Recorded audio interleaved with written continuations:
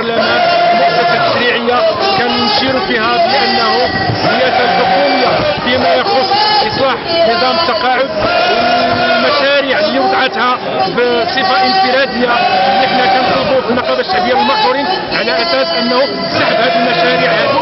لماذا؟ لأن هذه المشاريع هذو كارثية ستمس بالقدرة الشرائية للمنخرطين النشيطين والمتقاعدين.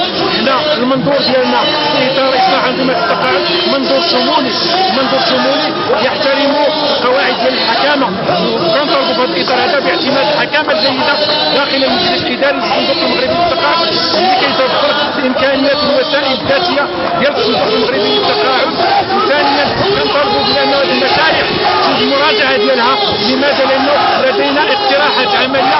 الاقتراح الأساسي وهو أولا اعتماد السن كاختياري، أما فيما يخص المساهمة باعتماد الثلث للمنخرط النشيط والثلثين للدولة، وكذلك الحفاظ على المقاييس التي تعلق بالنسبة المئوية اللي هي 2.5، وكذلك باعتماد الأجرة.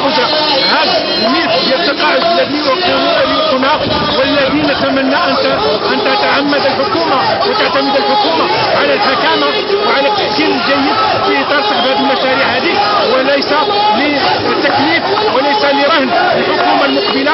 هذا الملف هذا اللي هو